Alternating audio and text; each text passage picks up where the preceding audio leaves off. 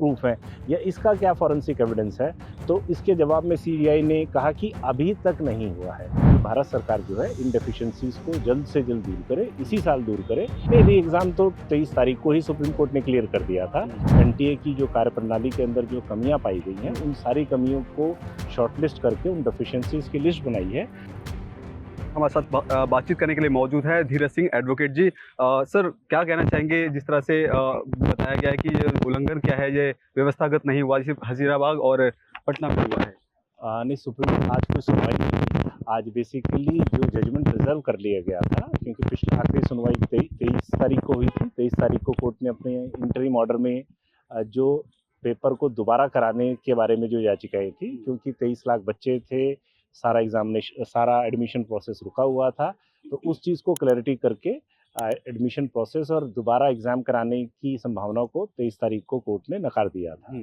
आज detail judgment आया है। उस जजमेंट में कोर्ट ने बहुत सारी शॉर्टकमिंग्स और एनटीए की जो कार्यप्रणाली के अंदर जो कमियां पाई गई हैं, उन सारी कमियों को शॉर्टलिस्ट करके उन डेफिशिएंसीज की लिस्ट बनाई है और भारत सरकार को डायरेक्शन दिया है कि भारत सरकार जो है इन डेफिशिएंसीज को जल्द से जल्द दूर करे, इसी साल दूर करे, ताकि भविष्य में जो अगला एग्जाम होगा उसमें ये सारी कमियां जो इस बार आई, जैसे सीसीटीवी का काम ना करना, क्वेश्चन पेपर को ई रिक्शा में ले जाना, क्वेश्चन पेपर गलत बांट देना, क्वेश्चंस के आंसर गलत होना, ये इस तरह की कुछ एग्जांपल्स हैं जो कोर्ट ने पॉइंट आउट करे और भविष्य में ये सब ना हो। साथ साथ कोर्ट ने जो सुप्रीम कोर्ट ने हाई पावर कमेटी बनाई थी, उस कमेटी का भी थोड़ा विस्तार करा है और साथ साथ उनको भी कुछ एसओपी और डायरेक्शंस देने के लिए बोला है, ताकि फ्यूचर में इस तरह की कमियां जो है वो भविष्य ना आए। जो पेपर लीक वाला भी बात आ रही थी, हजीराबाग और पटना तक सीमित बताई जा रही है, वो तो उसी दिन कोर्ट ने कह दिया था कि कोर्ट ने माना कि जो है पेपर लीक सिर्फ पटना और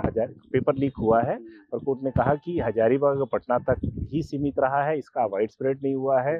सीबीआई ने जो भी चीज़ें सुप्रीम कोर्ट को बताई, कोर्ट ने उसको मानते हुए हमारी सारी आपत्तियों को खारिज कर दिया। लेकिन हम इस मामले में with all due respect court की उससे सहमत नहीं है, क्योंकि अभी जांच कंप्लीट नहीं हुई है, मुख्य अभियुक्त पकड़ा नहीं गया है, मोबाइल फ़ोन रिकवर नहीं गया है, और हमारा मानना है कि अगर एक भी बच्चा इस सिस्टम में गलत आ गया है, इस चीज़ को आइडेंटिफाई, क्योंकि सुनवाई के दौरान सुप्रीम कोर्ट ने जब सीबीआई से पूछा था कि ये वाइड स्प्रेड नहीं हुआ है, उल्टा सवाल पूछा था, इसके क्या प्रूफ है या इसका क्या फॉरेंसिक एविडेंस है, तो इसके जवाब में सीबीआई ने कहा कि अभी तक नहीं हुआ है। मतलब तब तक सीबीआई भी कंक्लूसिव नहीं थी।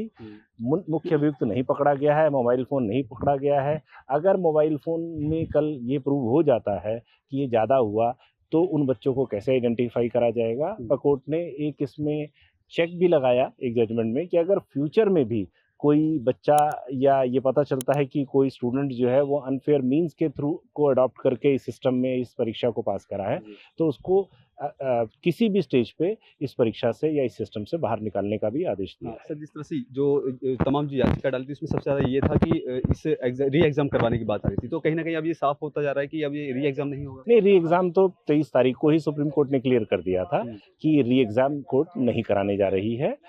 हम इन सारी चीज़ों को हम आज के जजमेंट को देखने के बाद में डिटेल में एग्जामिन कर रहे हैं, और अगर लगा तो कोर्ट के पास हम पुनर्याचिका जो है रिव्यू पिटीशन भी हम फाइल कर सकते हैं। तो ये थे हमारे साथ सुप्रीम कोर्ट के एडवोकेट धीरज जी। इनका साफ तौर पे कहना है कि जो कोर्ट ने जो निर्णय लिया है उनका वो सम्मान करते हैं। साथ ही साथ सुप्रीम कोर्ट ने इस बात को लेकर के बात कही कि जिस तरह से अगर री एग्जाम की बात जो सामने आ रही है, री एग्जाम अब नहीं होगा, क्योंकि सुप्रीम कोर्ट का ऐसा कहना है कि री एग्जाम होता है तो लाखों बच्चों के भविष्य और समय के साथ खिलवाड़ हो सकती है।